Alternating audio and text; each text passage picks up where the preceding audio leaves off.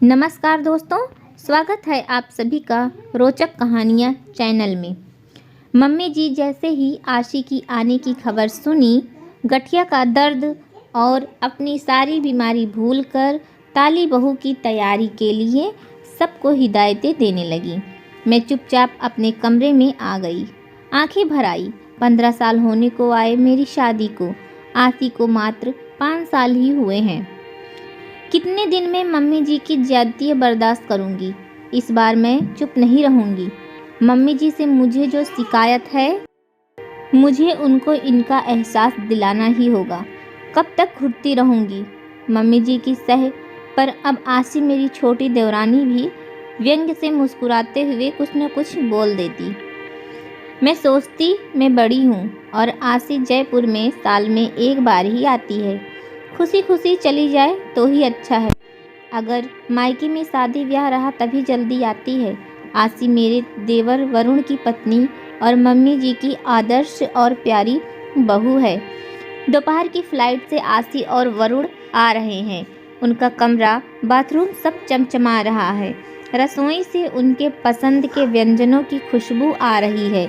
Mummy जी बस चलता तो दोपहर के फ्लाइट को और पहले ही लैंड करवा देती। मैं दोनों बच्चों नमन और नेहा को जल्दी से खाना खिला पड़ोस में रहने वाली सहेली मीनू के यहाँ खेलने भेज देती हूँ। आशी अरुण आए हैं। मम्मी जी उन्हें प्रेम से खाना खिला रही हैं और किचन में गरम गरम फुलके सेक कर दे रही हूँ। मम्मी जी कहती हैं, आशी बेटा कितनी कमज़ोर लग रही हो, खाना नहीं खाती ठीक से। हाँ बेटा, तू घर बाहर सब संभालती है। हाँ मम्मी जी, घर बैठे कैसे 2 रोटी मिलेगी। अनीता भाभी जैसी मेरी किस्मत कहाँ जो आपको पेंशन भी। ये तो सही कहा तूने आशी। इतना के बाद भी मम्मी जी आप कमज़ोर और दुबली लग रही हैं। अरे बेटा, मेरे पैसे से सबको मतलब है। बाहर घर रेट पर देकर रहना पड़ता तो समझ में आता। मम्मी जी कह रही थी। सास बहू का ये संवाद, उफ, अब मेरे बर्दाश्त की सीमा ख़त्म हो गई। मैं किचन से बाहर निकल पड़ी। आशी, तुम भी सुनो और मम्मी जी आप भी सुनिए। हाँ, आपके घर में हम रहते हैं, आपका पेंशन भी हमारे ऊपर खर्च होता है, पर आज मुझे मजबूर होकर ये सब बोलना पड़ रहा है। पापा जी 1 साल बेड पर पड़े रहे, हमेशा हॉस्पिटल में एडमिट करना पड़ता था। डायलिसिस के लिए सप्ताह में 2 बार 6 महीने तक ले जाना पड़ता था।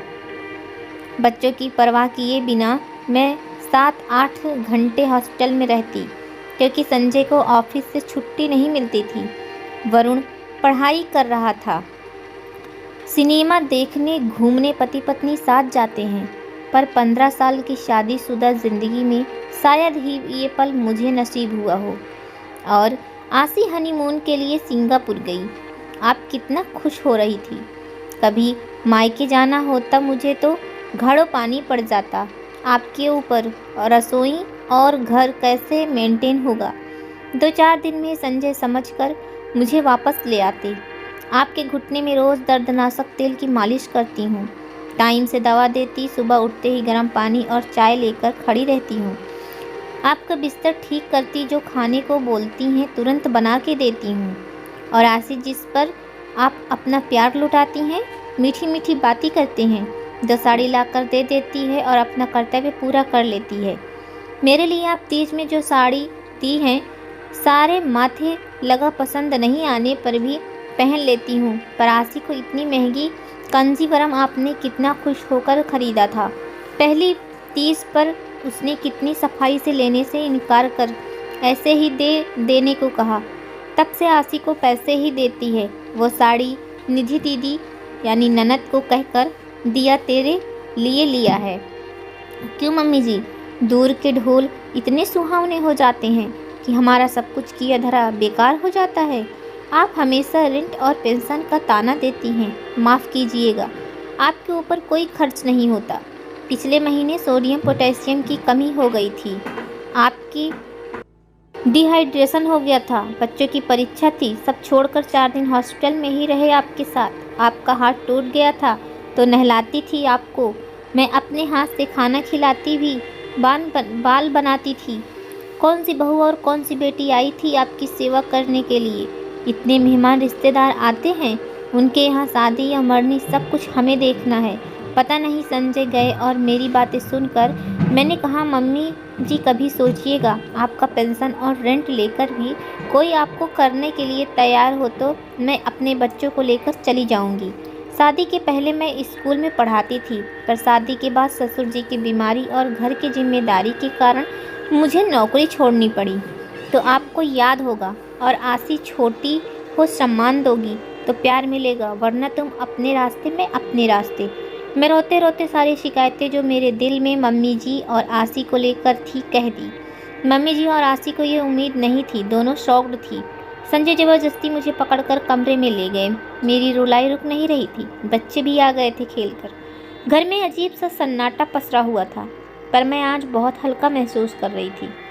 और देवरानी अगल बगल झांके लगी रही, कहीं सास को उससे रखना ना पड़ जाए, क्योंकि दूर से प्यार जताने में और पास रखकर खिदमत करने में बहुत फ़र्क होते हैं। और हमेशा वही रिश्ते अच्छे लगते हैं जो बस प्यार जता देते हैं और करते कुछ नहीं।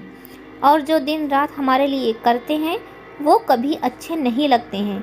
एक कहावत है ना, दूर की ढोल हमेशा सुहानी होती है। सास को भी एहसास हो गया था अपनी गलतियों पर। उम्मीद करती हूँ दोस्तों कि आपको कहानी ज़रूर पसंद आई होगी। मिलती हूँ एक नई कहानी के साथ, तब तक के लिए धन्यवाद दोस्तों।